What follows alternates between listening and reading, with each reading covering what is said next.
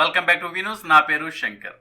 శ్రీ శ్రీ శ్రీ అవధూత సూర్యబాబు వారి ఆశ్రమనందు గురు పౌర్ణమి ఉత్సవాలు.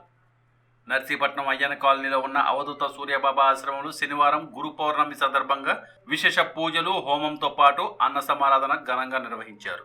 ఈ సందర్భంగా ఆశ్రమ చైర్మన్ రాధారమణిపాడి మాట్లాడుతూ అయ్యన్న కాలనీలో ఉన్న సూర్యబాబా ఆశ్రమం నందు ప్రతి నెల పౌర్ణమి నాడు విశేష పూజలు నిర్వహిస్తున్నట్లు, అదేవిధంగా ప్రతి నెల మాస శివరాత్రి నాడు మేధ దక్షిణామూర్తి పూజలు జరిపిస్తున్నట్లు ఆయన తెలిపారు.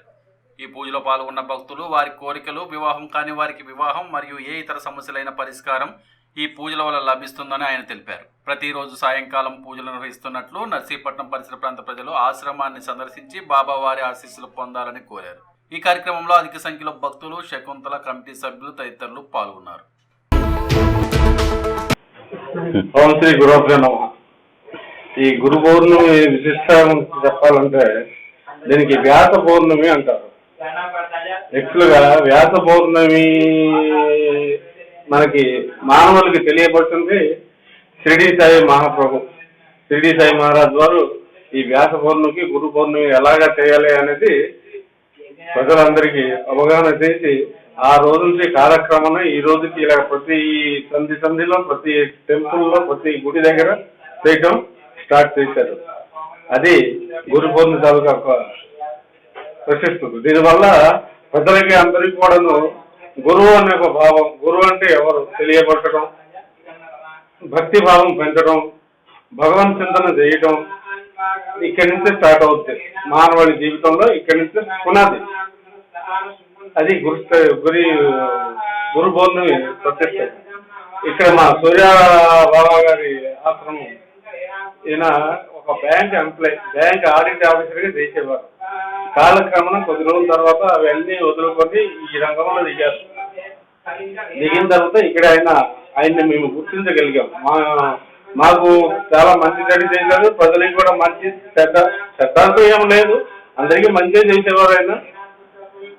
ఇక్కడ ఉండి ఆయన సమాజ స్థితికి వెళ్ళిపోవడం వల్ల ఆయన ఉన్న ప్లేస్ లోనే మేము ఇక్కడ ఆశ్రమం కట్టాలని గురుగారు శిష్యులు మేము అందరూ అనుకోండి ఈరోజు ఇక్కడ నిర్మించడం. గురుగారు శిష్యులు ఒక డబ్బులతో, ప్రజల ఒక డబ్బులతో రెండు కలుపుకొని ముందుకు సాగుతుంది ఇక్కడ కార్యక్రమం. ఇక్కడ ప్రతి పౌర్ణమికి ప్రతి పౌర్ణమికి హోమం జరుగుతుంది. గురు గాయత్రి హోమం అనేది ఇక్కడ జరుగుతుంది. ఆ రోజు ప్రజలందరూ కూడా పాల్గొంటుకుంటారు. ఎవరెవరో మనం ఏంటంటే మనసులు కోరిక, పెళ్లి కానీ ఆడపిల్లలు ఉంటే బాగా చదువు పిల్లలకి అటువంటి వాళ్ళకి మంచి జరుగుతుంది. వాళ్ళ భక్తుల యొక్క నమ్మకం, విశ్వాసం అలాగే ప్రస్తుతానికి సాగుతుంది. ప్లస్ గురుగారు పేరు మీద, ట్రస్ట్ వారి పేరు మీద నిత్యం నారాయణ సేవ, నిత్యం అన్నదాన సేవ అనుకుని మేము గతంలో కూడా హాస్పిటల్లో అన్నదాన కార్యక్రమం స్టార్ట్ చేయడం జరిగింది. ఈ రకంగా ఈ గురుగారు సేవ. అది కాకుండాను గురుగారికి పరమేశ్వరుడికి లింక్ ఉన్నదేదో మాకు ఇప్పుడు దాకా అర్థం కావడం లేదు. గురుగారు సమాధి కట్టిన తర్వాత చాలా చిన్న ప్లేస్ లో మేము కట్టాము. ఇక్కడ ఆయనకి శివుడికి ఉన్న లింక్ ఏంటో మాకు అర్థం కావలేదు.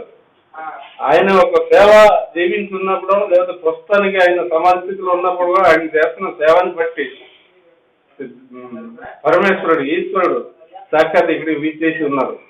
ఇక్కడ శివలింగ ప్రతిష్టం చేయడం జరిగింది.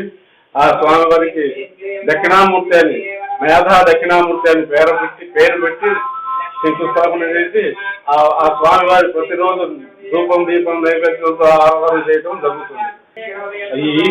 ఈ శుభ సందర్భంలో నేను చెప్పబోయేది ఏంటంటే వీరి గురించి విశిష్టత తెలుసుకొని స్వామివారిని దర్శనాలకి ఇక్కడ ప్రతినిత్యం కూడా సాయంకాలం 6 గంటల నుంచి 7 గంటల 30 నిమిషాల వరకు స్వామివారి ఆరతి కార్యక్రమాలు ఉంటాయి. 2 ఆరతి కార్యక్రమాలు. ఈ సూర్యబాబా ఆశ్రమాన్ని దక్షిణామూర్తి యొక్క దర్శనం రెండు చేసినట్టే ఉంటుంది. స్వామివారు నర్సీపట్నం పరిసర ప్రాంతం ప్రజలు మరియు ఈ అయ్యన్న కాలనీ ప్రజలు అందరూ కూడా ఇక్కడ విచ్చేసి స్వామివారిని దర్శించుకుని, అందరూ ప్రత్యేకంగా ఈ రోజు దర్శించుకున్నట్టే మహాభాగ్యం.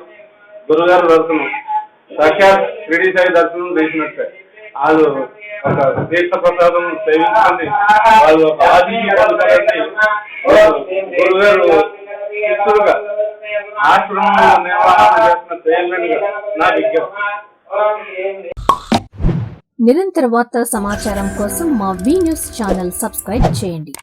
నోటిఫికేషన్ కొరకు బెల్ ఐకాన్ని యాక్టివేట్ చేయండి.